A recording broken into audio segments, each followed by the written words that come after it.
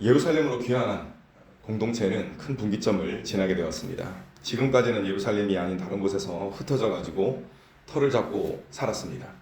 그런데 이제 성벽이 완공되었기 때문에 예루살렘 내에 살 사람들, 그 사람들이 필요했던 것입니다. 그런데 예루살렘에 터를 잡기 위해서는 여러 가지 손해를 감수해야 합니다.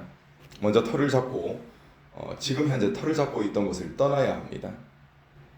그리고 그 당시에 성벽 재건과 성전 재건과 성벽 재건을 꾸준히 방해했던 세력들이 있는데 그 세력들의 공격을 감수해야 하는 위험성도 있습니다.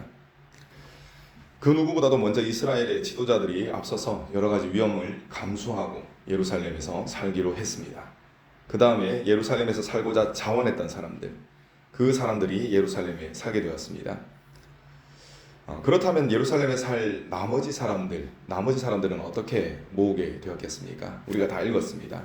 1절에 있는데 나머지 사람들은 제비를 뽑아서 정했다고 했습니다.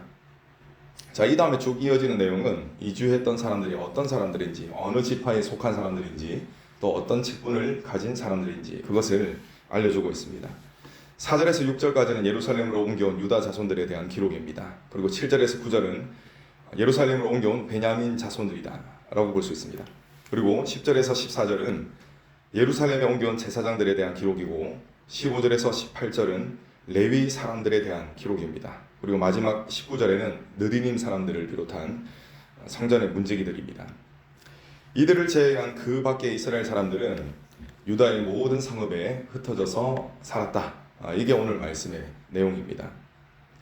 여기서 유다 지파 그리고 베냐민 지파를 제외한 다른 지파들은 등장하지 않습니다. 왜냐하면 다른 지파들은 아수리의 그 혼혈 정책으로 해서 북이스라엘이 다른 지파들이지 않습니까?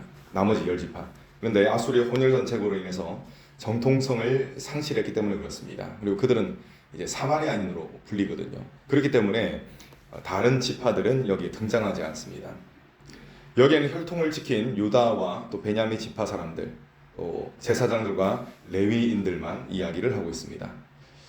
사마리아 사람들은 계속해서 예루살렘의 영향력을 행사하려고 합니다. 왜냐하면 예전에도 자기들은 거슬러 올라가면은 같은 민족이다 이겁니다. 그런데 그들의 뜻대로 되지 않습니다. 혈통을 인정받지 못했던 것이죠. 그래서 이 사마리아 사람들은 그리심산에 성전을 따로 세우고 그곳을 구심점으로 삼습니다.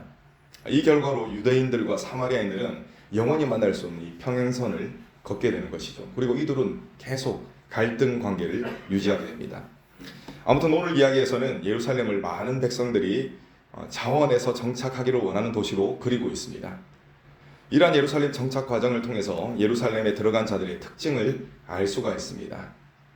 그런데 제가 말씀을 묵상하면서 발견한 것이 있는데 그것은 굉장히 흥미롭습니다. 그것이 무엇이냐면은 예루살렘에 정착한 사람들의 특징이 있는데 이 특징이 곧 천국에 들어가는 사람들의 특징과 겹쳐진다라는 것, 그것을 발견했습니다. 이제 예루살렘에 정착한 사람들 그리고 천국에 들어갈 사람들의 공통점에 대해서 이 특징에 대해서 말씀을 드리겠습니다. 자, 첫 번째는 이들은 당장의 손해를 감수하는 사람들입니다. 여러분, 귀환했던 사람들은 이미 어떤 사람들이라고 했습니까? 이미 유다 땅에 와서 정착했던 사람들입니다. 예루살렘 이외의 다른 지역에 흩어져서 정착을 했던 사람들입니다.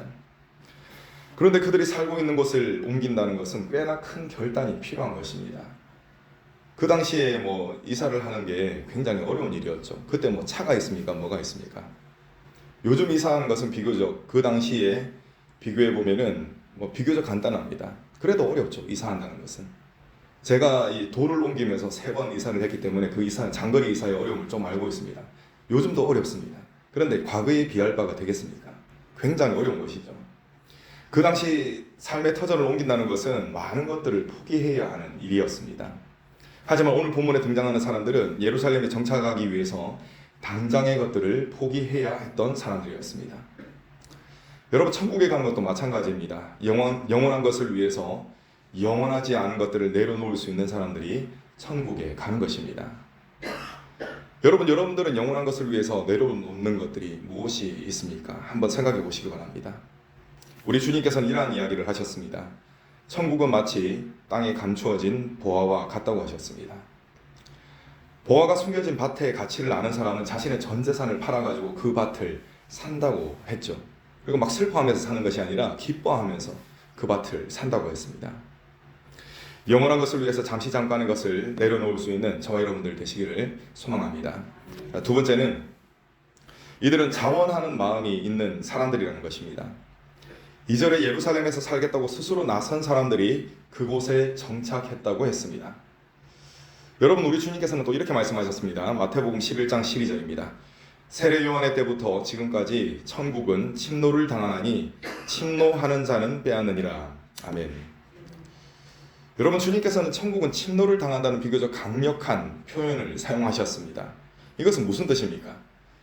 천국에 들어가고자 하는 강렬한 열망이 있는 사람들, 그 사람들만, 이게 중요합니다. 그 사람들만 천국에 들어간다는 것입니다. 아유, 천국에 뭔지 관심도 없다, 이런 사람들은 천국에 들어갈 수가 없다는 것이죠. 교회 생활을 하는 분들을 보면은 가만히 보면은 간혹 가다가 취미 생활을 하는 것처럼 자신의 교양을 높이려는 목적으로 하는 분들도 있는 것 같습니다. 근데 그런 분들의 특징을 보면은 천국과 지옥에 대한 메시지를 굉장히 싫어합니다. 제가 비교적 그래도 천국과 지옥에 대한 메시지를 전하는 편이거든요. 그러면 이 피드백이 옵니다. 그 메시지에 대해서 불쾌했다라는 그런 피드백이 옵니다. 그런데 여러분, 저는 확신하는 바가 있습니다. 그것이 무엇이냐면은 천국과 지옥에 대한 메시지를 굉장히 싫어한다. 그러면은 그분이 과연 천국과 관련이 있는 분인가? 라는 것입니다. 저는 그냥 의문이 듭니다. 우리 주님은 천국에는 천국을 침노하는 자들이 들어가게 될 것이라고 말씀하셨습니다. 이 외에 어떤 설명이 더 필요하겠습니까? 여러분, 천국에 대한 열망을 새롭게 하시는 저와 여러분 되시기를 간절히 축원합니다. 자, 세 번째는 하나님의 택하심을 받은 자들입니다. 1절에는 제비를 뽑아서 예루살렘에 살 사람들을 뽑았다라고 했습니다. 성경에서 제비를 뽑는다는 것은 그냥 운에 맡기겠다, 이런 뜻이 아닙니다. 될 대로 되라, 이런 뜻이 아니라는 것입니다.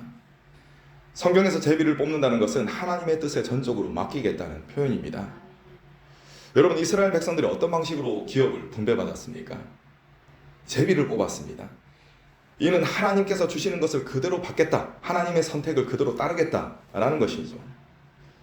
오늘 본문에서도 제비를 뽑아서 택함을 받은 사람들이 예루살렘에 거주하게 되었습니다. 여러분, 우리들을 생각해 보시기 바랍니다. 저와 여러분들은 예수님을 믿고 있는 분들입니다. 그렇다면 어떻게 예수님을 믿게 되었습니까? 저와 여러분이 주님을 선택해서 예수님을 믿게 된 것이겠습니까? 그렇지 않습니다. 우리 주님께서는 제자들을 향해서 이렇게 말씀하셨습니다. 요한복음 15장 16절입니다.